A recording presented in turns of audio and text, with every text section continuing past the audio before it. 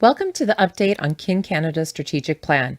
We will walk you through what the current plan is, how that plan relates to our operations roadmap, what is happening next to further develop and evolve our strategic plan, and how you, our members, can help.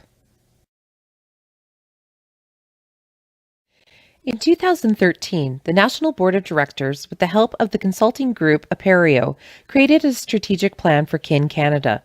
It established our vision, mission, and core values. The four strategic priorities of programs, stakeholders, organizational capacity, and financial were established in order to focus goals aimed at moving the association forward towards achieving our mission and vision. Under the strategic priority of programs, the direction was set to enhance programs and services by assessing and meeting common needs of the clubs. As you see under the goals that were developed, they lacked specifics and measurable targets.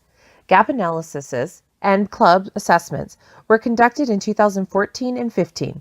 This data was used to help shape the operation roadmap, but had not been revisited by the board specifically to measure and evaluate.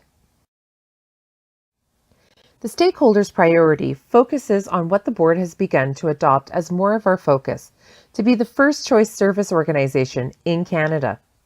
This priority focuses on our internal stakeholders, members, employees, and the board, and external stakeholders, communities, charity partners, and corporate partners.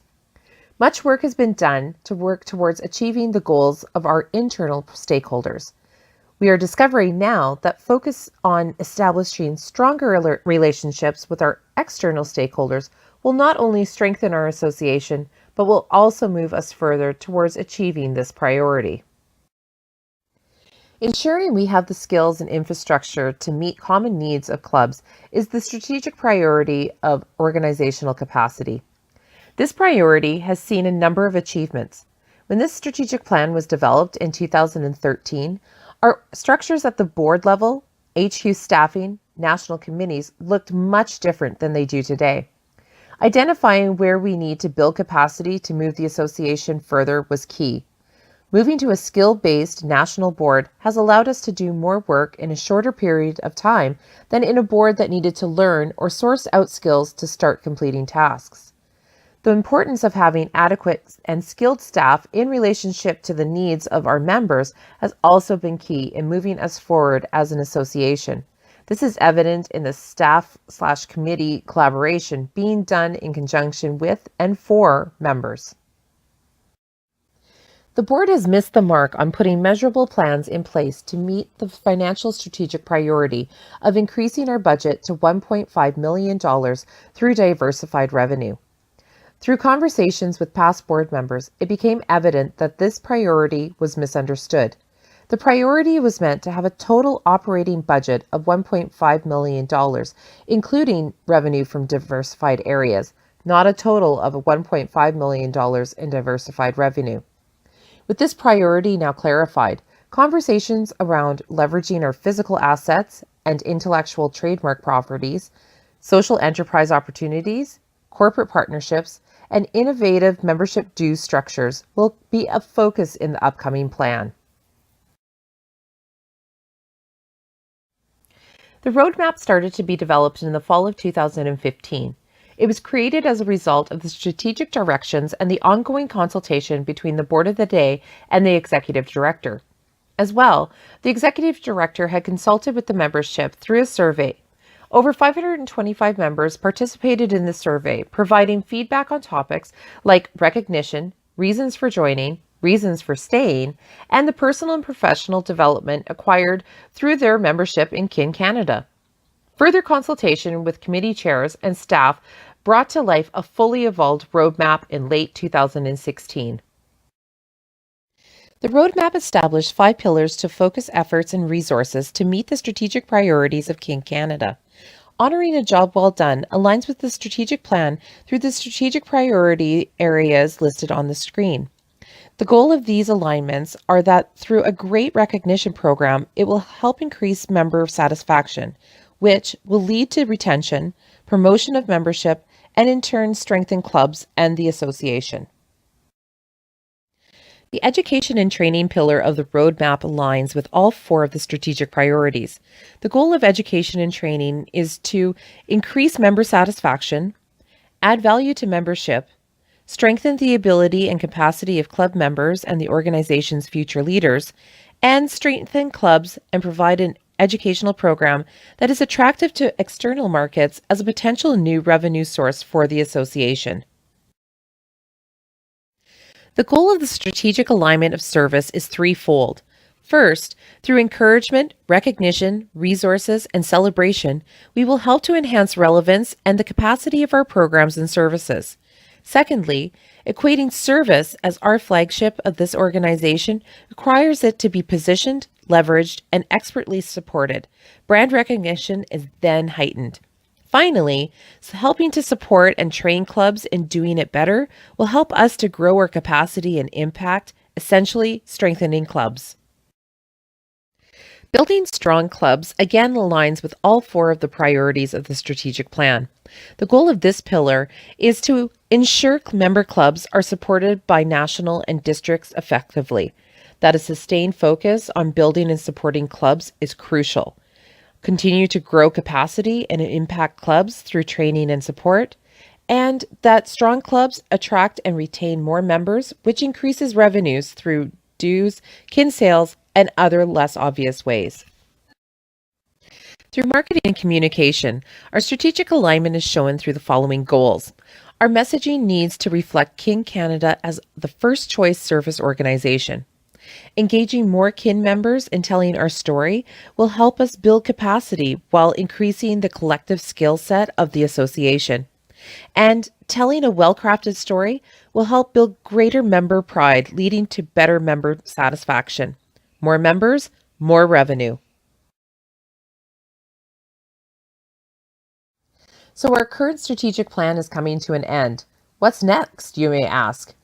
Our next steps are many. The board has struck an ad hoc committee to evaluate our current strategic plan, consult with external and internal stakeholders, and develop a plan for the next 3 years.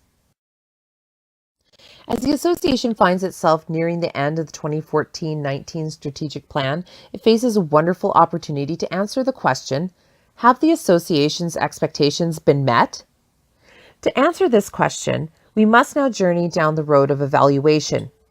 We need to perform a systematic, unbiased look at what our expectations were, where we saw success, and where we see room for improvement. The evaluation will not only report on the 2014-19 strategic plan, but will also set a benchmark for us to measure our achievements for our next strategic planning cycle. Throughout this kin year, the Audit and Evaluation Committee will complete the evaluation to better inform the next strategic plan and to report back to the membership on our success and where we can perform better.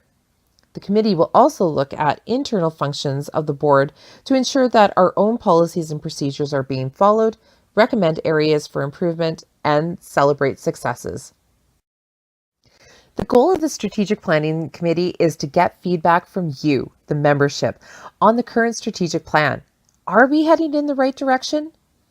We will also be looking to collect feedback on if the plan is missing anything. Strategic plans are living documents. They should change to fit the changing need and direction of the organization. Though this plan cycle is ending, we want to make sure we build on the momentum and grow the new plan to set the organization up for a long and bright future. Being Canada's first choice service organization is a lofty goal, but one this association is passionate about. We will be reaching out to some external stakeholders as well, city mayors, partner organizations, and see if we're moving towards our goal. Let us know if you have an external stakeholder we should try and reach out to. We are now in the beginning stages of creating our new strategic plan. Ensuring that we have good benchmarks and evaluation tools are key to monitor our progress, successes, and failures. Consulting with our stakeholders will ensure that the plan will reflect the values and desires of the association while moving Kin Canada further towards meeting its mission. Strategic plans are living documents. They should be evaluated regularly and should change as the organization changes and evolves. We are now at that point to make adjustments and to continually monitor our progress, and that will ensure that we continue along the trajectory that we have already established. The strategic plan does not belong to the National Board. The strategic plan belongs to all of those who are members, work for, and work with Kin Canada. We all have the desire to help those in need, help meet the needs of our communities, help fellow kin. We all have the privilege and the responsibility to build on the living legacy of our much loved association. We need you to be a part of the continuing future of Kin Canada. We need to take your pulse. This is your opportunity to help. Go to iKin and take our survey. Take your time and answer the thought-provoking questions so we can understand what is important to you. Don't just complete the survey and forget about it. Pass it on. Tell other kin where and how to find the survey on iKin. Encourage others to complete it with their thoughts and ideas. If you have something to pass along to the committee that wasn't covered in the survey or comes to you after you have completed that process, email us.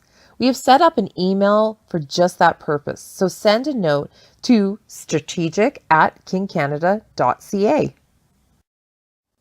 We would like to engage members in conversation regarding the future of kin and the strategic plan. Please expect information to join a virtual town hall at the end of 2018, early 2019. These sessions do have a limited capacity for attendance, so we will offer a number of them to accommodate time zones and will add more calls as needed to accommodate your interest. These events may have specific themes or topics as themes emerge in the feedback that we receive. Keeping our members updated is important. Through this presentation at FLC's Sent to Each Club Executive and Living on iKin, we want to reach every district and through to every individual club. How will the committee send out further updates? We will have quarterly updates, December, March, and National Convention, which will be posted on iKin. We will also post some frequently asked questions on iKin as they arise. As you can imagine, the committee will be hard at work collecting, analyzing, and organizing data throughout this process. We will limit email responses to clarification or background information as needed. Don't forget, the future of kin is here in this room. It is in each community with a club. Each member has a voice and we want to hear them all. Please take the time to email, complete the survey, and participate in the town hall discussions. We will soon start to celebrate our 100 years. Please help us plan for the start of the next 100.